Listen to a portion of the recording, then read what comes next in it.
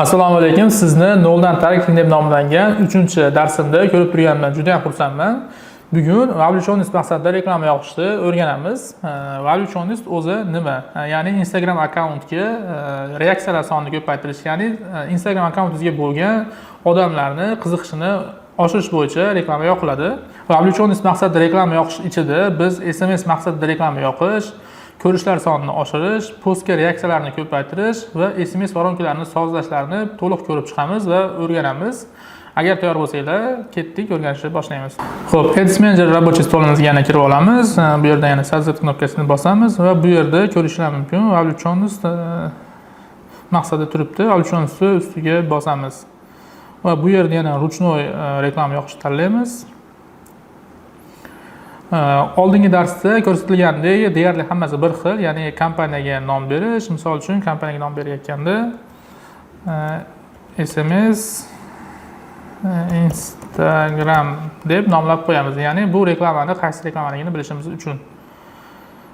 Yana noviy gruppa объявлениyaga o'tamiz. Bu joydan ham misol uchun yoshi auditoriyani qancha budjetga yoqqanimizni belgilab qo'ysak bo'ladi. Misol uchun $10 ga yana qaytadan, yana 25 yoshdan bu safar 45 yoshgacha desak, misol uchun bo'ladi. Ya'ni bu o'zingizlar sohalardan kelib chiqib, yoshni, budjetni o'zingizlar tanlaysizlar. Bu men hozir sizlarga ko'rsatish uchun tanlab beryapman, xolos. Mana bu yerda vash объявление просмотр video deb turibdi. Biz buni ezamiz va место назначения для сообщения, ya'ni SMS ga degan bo'limni tanlaymiz. Bu yerda stranitsamizni tanlab olamiz. Mana umumli bir agentlikdan yoqayotgandik. Xuddi shuni tanlab olamiz. Bu yerda men Facebookga o'chirib qo'yaman. Ya'ni Facebook orqali SMS yozilganda ko'pincha holatda men o'zim javob bera olmayman. Ya'ni uni bilsanglar Facebookdan tashqari отдельный messenger yuklab olish kerak. Messenger orqali gaplashiladi. Shuning uchun Instagramda o'zini qoldiraman. Bu joyda xuddi shunaqangi, ya'ni o'tgan darsda ko'rib chiqilgandek budjet belgilaymiz. Budjet planirovkalarini qilib chiqishimiz mumkin bo'ladi, sanasini. Bu yerda misol uchun yana qaytadan agar Toshkent bo'lsa, Toshkent regionida belgilab chiqsak bo'ladi. O'tgan darsda o'rgatilgandek qiziqishlarini, auditoriyani yana bu yerda yana miqdor ko'rsatib o'taman. Toshkent belgiladik, auditoriyani yoshini biz hozir 25-45 yoqyapmiz. Ya'ni bu qaytadan belgilab chiqaman sizlarga eslantira bo'lish uchun. Bu yerda misol uchun faqat erkaklarga ko'rsatmoqchi bo'lsam reklamani bu yerdan belgilab qo'yishim mumkin bo'ladi. Bu yerda yana qiziqishlarini biznes yozib chiqishim mumkin bo'ladi. Biznes marketing deb yozib qo'ysam, marketing chiqish boshladi shunaqangi qilib biznes, ya'ni mahsulotingizga qiziqadigan insonlarni qiziqishlarini, ya'ni ular ko'proq Instagramda nimalar ko'rishadi, sizlarni qanday topib olish mumkin, shu orqali shu kalit so'zlar hisoblanadi. Xo'p, bu yerda yana platformani tanlaymiz. Platforma место размещения advanced turibdi, redakt qilamiz. Vibrat место размещения ручной. Bu yerda men Facebookda ham misol uchun o'chirib qo'ysam ham bo'ladi. Xohlasanglar Facebookda yoqib qo'ysanglar bo'ladi yoki o'chirib qo'ysanglar bo'ladi. Facebook yoqib qoldi. Keyingi kreativ tayyorlash bo'limiga o'tamiz. Bu yerda misol uchun nom berib olaman. Misol uchun reklama Onyx lead deb nomlangan reklama deb olaylik. Bu yerdan Sazet reklama turadi. Одно изображение video.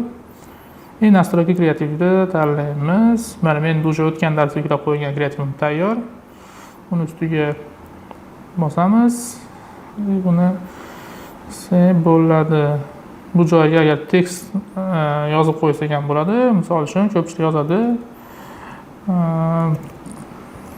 Pastdagi tugma orqali bog'laning, misol uchun. Bu yerga iloji boricha produktinglar haqida, mahsulotlar haqida ko'proq informatsiya yozib qo'ysanglar foydaliroq bo'ladi.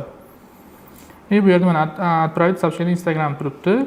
Ya'ni odamlarga bu knopka chiqadi. Buni o'zgartirib qo'ysa bo'ladi, lekin o'zgartirish maqsad bermayman. Ya'ni shu knopka turishi kerak. Ya'ni odamlar SMS yozishini bilib turishi kerak oldindan. Bu yerda SMS da voronkasi turadi. Ya'ni отправить сообщениeni bosgandan keyin sizlarda chat boshlanadi. Shu chatni hozir to'liq holatda avtomatizatsiya qilib chiqamiz. Ketdik, redakt qilamiz. Birinchi bo'lib SMS yozganda, "Здравствуйте, чем мы..." Ya'ni sizga qanday yordam bera olaman degan yozib turibdi. Xuddi shuni biz o'zgartirib, xuddi shunaqa qilishimiz mumkin. Assalomu alaykum.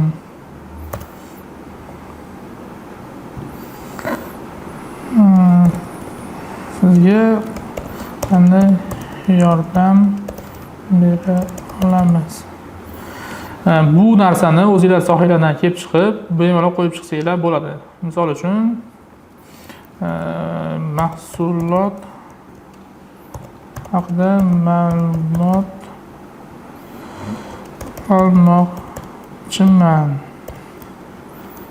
Ya'ni bu knopkani bosadi. Bu knopkani bosganda sizlar emailni klient nimani xohlayotganini bilib, shunga qarab javob bersanglar bo'ladi. Ya'ni xohlasanglar bunga atvet qo'ysanglar ham bo'ladi. Misol uchun mahsulot haqida ma'lumot olish uchun pastdagi ismingiz va raqamingizni qoldiring. Misol uchun отправить mahsulot haqida ma'lumot olishni bosmoqchi bo'lsa, avtomatik tarzda shu javobinglar klientga boradi. Misol uchun narxi deb so'rashi mumkin.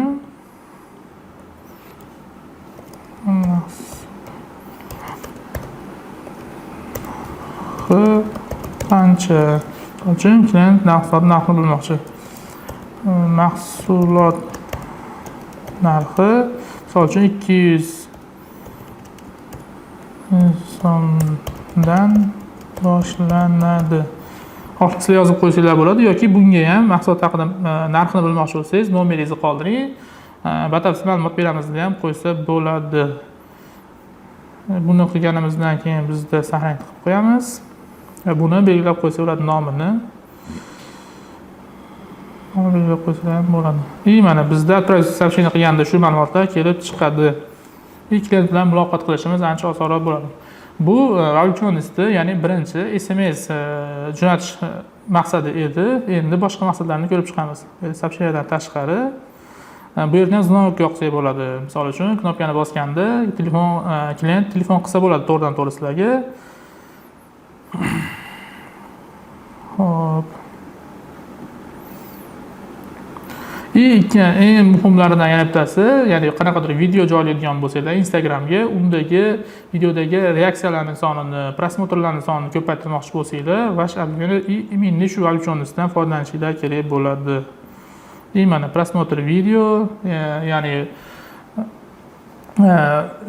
videodagi prosmotrlar sonini ko'paytirish, postdagi videodagi reaksiyalarning sonini ko'paytirish kabi narsalarni polni ishlatsanglar bo'ladi. Bu yerda mana prosmotr videoda surplay turibdi, ya'ni 15 sekunddan oshiqroq videoda, ya'ni auditoriyaga ko'rsatib beradi. Bundan xuddi shunaqa deyarli bir xil ishlaydi. Faqatgina bitta farqi bu yerda Instagram akkauntini создать reklama degan joyda использовать существенные publikatsiyani ezasizlar. Bu yerda publikatsiyani tanlash bor. Hozir meni Instagramda yangi ochganmiz, sizlar bilan ochilgani uchun, noldan holatda turgani uchun bu narsa post yo'q. Hozir global akkauntimdan buni ko'rsatib beraman. Bu joyida xo'p, stranitsani o'zgartirib, bu yerda bu asosiy akkauntimga o'taman. Shu joyda vibrat knopkani bosamiz. Instagramimga bosganimda mana уже menda postda ko'rinish boshlayapti. Target daromadni oshirish. Misol uchun shuni tanlayman. Bu Instagram postimga qo'yilgan bitta postni tanlayapman, videoni. Xohlagan postinglarni 3 tami, 4 tami bu yerda qo'shib chiqsanglar bo'ladi. Ya'ni bitta video qo'yishinglar shart emas. Misol uchun birdaniga $10 budjetga sizlar ikkita reklamani, ikkita postni, prosmotrlarni ko'paytirishingiz ham mumkin. Agar shunaqa qilmoqchi bo'lsanglar, buni 3 ta nuqtani ustiga bosamiz, kreativ kompaniyadagi dublyeret qilamiz. Imminni shuni dublyeret qilamiz. Nomini misol uchun o'zgartirib qo'yamiz. Ikkinchi video o'zgartirib qo'yapmiz. Bu yerdan ham videoda izmenit publikatsiya qilib, misol uchun 3 oyda degan videoyim bor. Shuni o'zgartirib qo'yaman. Ya'ni sizlar birdaniga yoki 5 yoki 10 dollar budjet bilan ikkita videolarni prosmotrlarni yoki reaksiyalar sonini, layklarni, kommentariyalar sonini ko'paytirishingiz mumkin bo'ladi. Уже ikkita video tanlandi уже.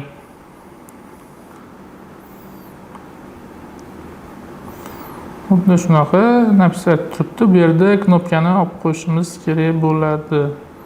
Operatsiya сообщение degan knopka turibdi. Biz knopka qilib qo'yamiz. Yoki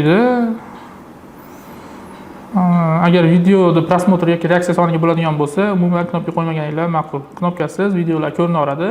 Xuddiki rekomendatsiyada ko'rganday video ko'rinib chiqaradi. Sizlardagi post yoki rasm yoki videolarda prosmotrlari, reaksiyalari ko'payaveradi. Asosiy reklamani SMSga va Chonska yoqishdagi asosiy ikkita narsa shundan iborat. Xudo xolisa, ikkinchi darsimizni ham tugatdik.